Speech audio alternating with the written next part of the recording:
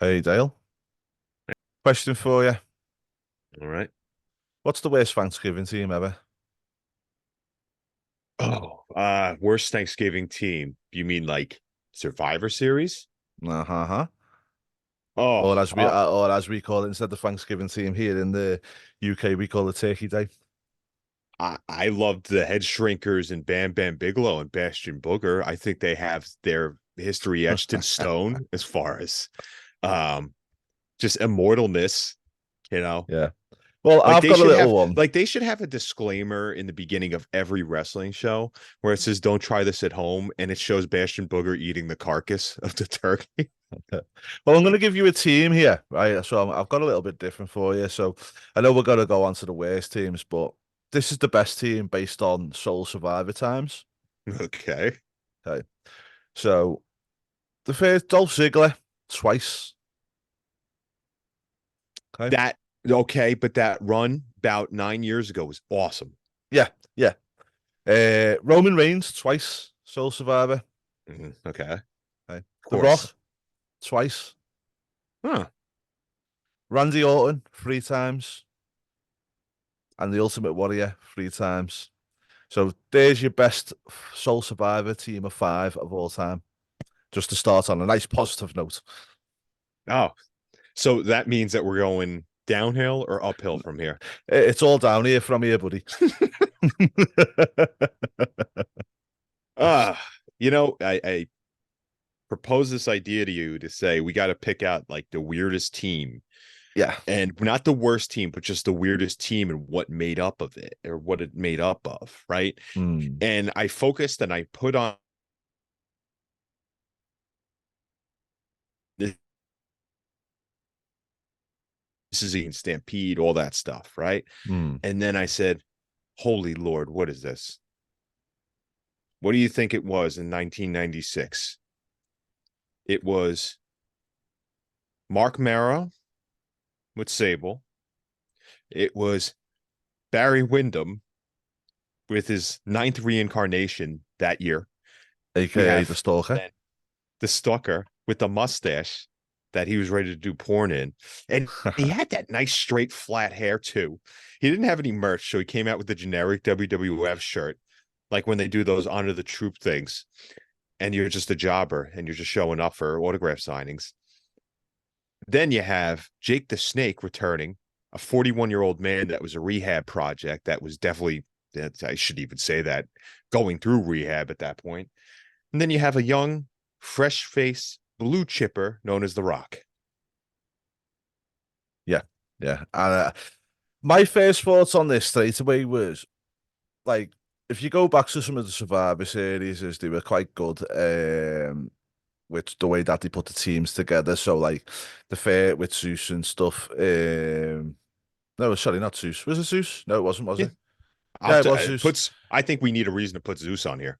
Yeah, but it was Survivor Series with Zeus, wasn't it, as well? There was one, yeah, I believe Yeah.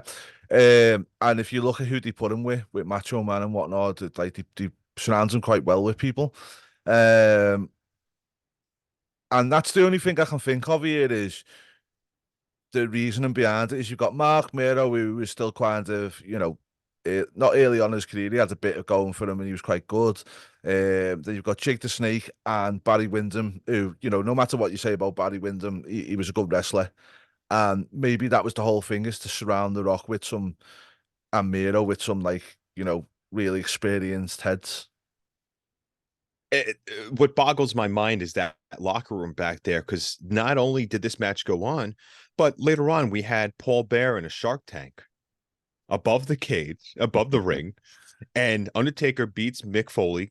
But the only problem is that Terry Gordy comes out as the executioner. And I'm just like sitting there going, wow, for a company that was really struggling financially, they had no problem handing out these rehab project type contracts. And yeah, Jake was still, let's get into the dance partners. Okay. So we have Yeah. Goldust, who I believe is feuding with Mero at the time. Yeah. Then you have Triple H, who I guess was also with Mero because they're Was Sable, stable. Sable, yeah, was Sable with him at this point? Yeah, Sable and her plastic tits that were just leaning on there. And it was funny because right before the match, JR's all pissed because Sonny comes out and wants to talk with him, which, I popped hard for that. Oh God, that's terrible terminology. Anyway, I, popped for that. But then she's just complaining about Sable. And Mm, here I am 25 years later, understanding why. yeah. Crush was quite experienced at this point. Jerry the King, great talent, Triple H and Goldust. So it looks like, to be honest, with this one, you've got to look at it a little bit and think to yourself, okay, we've got two up and comers or primers, should we say, in Triple H and Goldust. Then on the other side, you've got Mark Miller and Rocky. And then you've got Snake and Wyndham, and then you've got King and Crush. So you've got a bit, it's a nice mixture if you actually look at it. But then you got a new blackjack in there. Mm. What the But the like? whole thing is, though, you got to remember as well, this was Rocky's first match. So, realistically, did it really matter who they put him around apart from experience? No, but we look at a year prior, and you have the BSK literally teaming against King Mabel and these royal people. And that Mm. made sense, kind of, except it was like Undertaker just wants to kill them all. So they just put him with whatever his partners are. And I Yeah. thought that was funny because that was a good storyline. Here it's just like when you have dinner, right? And you're like, oh, you know what? I finished my meat, but I have a bunch of carrots. I have mashed potatoes. I know that you guys just have potatoes over by you. I think that you Mm. guys have more potatoes. Do Well, you we have just mashed put them potatoes all? constantly. I bet you do. Poor fucks. But I'm telling you, I think that they were just like, all right, Rock, just do your shoulder breaker and leave. And Mm. and if they wanted to pipe in a crowd, this is when they would do it. But at the God, same time, that it, pineapple hair. it was just about getting the Rock the experience, wasn't it? They weren't bothered. They didn't care who was doing what. All it was get him out there, get him in front of everybody, and then we move. And that's basically what it was, mate. And, did it, let me ask you this question. Did it do any harm to his career? Yes. No.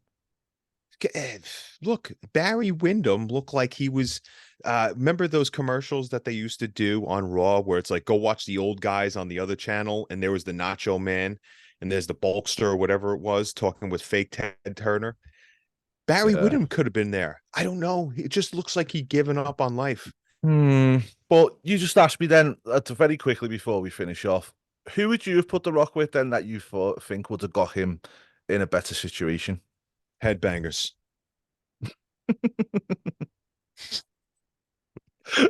Right, okay, on that bombshell, we're going to end this, Dale, because if you can't have a grown conversation, then we're not going to speak. But Barry Windham looks like a guy just holding on to that bass guitar for that 80s rock band there. I can't get over how bad he looked here. Well, Meanwhile, here's a he was still very experienced wrestler. and that's what's frustrating to me because I'm watching him in the match do certain things like he's trying to do a tie up with the hands and then bring Triple H over to the corner so Mero could get him. The psychology was all there. It was amazing. But how do you go out looking like that? Oh, God knows. Right, okay. On that bombshell, then we're going to wrap it up, guys. Make sure you like and subscribe to this channel. Give us your comments on what you think of Dale's nonsense, I'm and we gonna will. look. I'm gonna look. As much as you want to disagree with me, okay. I'm like to quote the great John Cena. I'm like a sore penis. You can't beat me. Goodbye.